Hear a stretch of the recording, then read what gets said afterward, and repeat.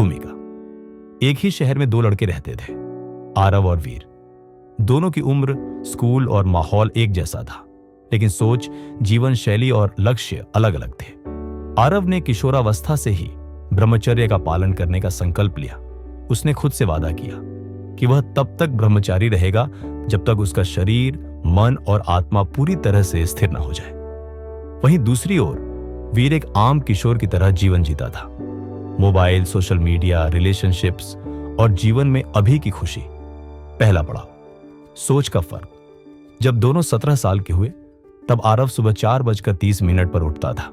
ठंडे पानी से स्नान करता, ध्यान करता और फिर अपने लक्ष्य पर फोकस करता। वह एकाग्रता, संयम और ऊर्जा में विश्वास रखता था। वीर देर रात तक मोबाइल चलाता, कभी कभी व्हाट्सएप या इंस्टाग्राम पर उलझा रहता। उसका दिन देर से शुरू होता और ध्यान बंटा रहता।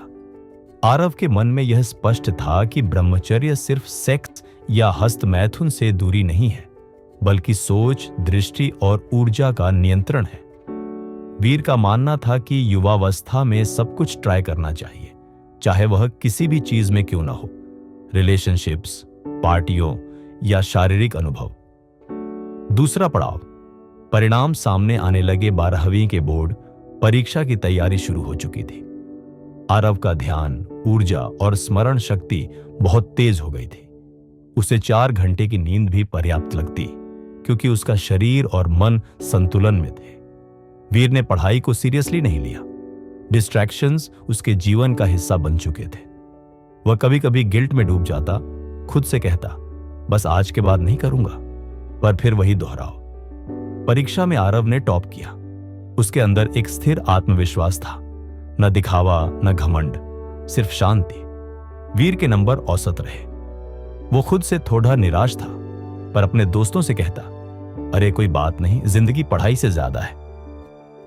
तीसरा पड़ाव, कॉलेज और नई दुनिया। कॉलेज में दोनों की राहें अलग हो गईं। आरव ने यौगिक, साइंस और वेदांत में गहरी रुचि ली।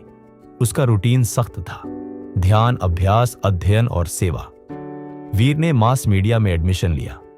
वह नए दोस्तों, पार्टियों और रिलेशनशिप्स में खो गया। उसे थोड़ी आजादी महसूस हुई, लेकिन धीरे धीरे वह अंदर से खाली होने लगा। सोच का टकराव। एक दिन कॉलेज की एक वर्कशॉप में दोनों की मुलाकात हुई। ब्रह्मचर्य पर सेशन था और आरव स्पीकर के तौर पर आमंत्रित था। वीर हैरान था। उसका पुराना दोस्त अब स्टेज पर खड़ा होकर आत्मनियंत्रण, ऊर्जा और सफलता की बात कर रहा था। वीर ने सेशन के बाद उसे पूछा, तू एंजॉय नहीं करता?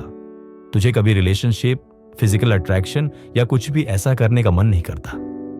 आरव मुस्कुराया और बोला, मन तो करता है भाई, मैं भी इंसान हूं, पर मैंने सीखा है कि मन को गुलाम नहीं बनाना है, बल्कि उसे समझाकर मित्र बनाना है। जब इच्छा को समझते हो तब उस पर जीत मिलती है, और जब मन को जीत लिया तो जीवन का हर क्षेत्र जीत सकते हो। वीर चुप हो गया। 2 साल बाद आरव एक युवा जीवन प्रशिक्षक बन चुका था। वह गांव-गांव जाकर युवाओं को ब्रह्मचर्य, ध्यान और आत्मविकास सिखाता था। उसका चेहरा चमकता था, उसमें स्थिरता, तेज और आत्मबल था। वीर अब एक सोशल मीडिया एजेंसी में काम कर रहा था। वह थका हुआ रहता, रात को नींद नहीं आती। वह अक्सर सोचता, क्या मैं सही दिशा में जा रहा हूं? एक दिन उसने आरव को कॉल किया, भाई, मुझे लगता है मेरी एनर्जी बर्बाद हो रही है। मैं थका हुआ हूं, अंदर से भी। अब समझ आता है तू क्या कहता था। आरव ने जवाब दिया, ब्रह्मचर्य कोई कठिन चीज नहीं, बस एक डिसीजन है, खुद को समझने का। आज से शुरुआत कर, सोशल मीडिया कम कर, नींद पूरी कर, ध्यान कर और एक व्रत ले। 1 महीने तक अपनी एनर्जी को सहेज कर रख, फर्क महसूस होगा। वीर ने वैसा ही किया। 30 दिन बाद उसने कहा, भाई, ये जो साइलेंस है, ये पहले डरावना लगता था, अब अच्छा लगने लगा है। और सबसे बड़ी बात, अब मैं खुद को बेहतर तरीके से समझ पा रहा हूं। निष्कर्ष, 2 लड़के, एक समान पृष्ठभूमि पर 2 राहें। वीर ने दुनिया को चुना पहले, फिर खुद को पाया। आरव ने खुद को पहले समझा, फिर दुनिया को साध लिया। ब्रह्मचर्य कोई साधु बनने की राह नहीं है, यह एक विज्ञान है, ऊर्जा के प्रबंधन का, मन के नियंत्रण का और जीवन की जीत का। अगर आपको यह कहानी पसंद आई हो और आप इसके आधार पर कोई विशेष भाग बढ़वाना चाहते हैं, जैसे वीर की लाइफ चेंज या आरव की सफलता की गहराई, तो बताइए।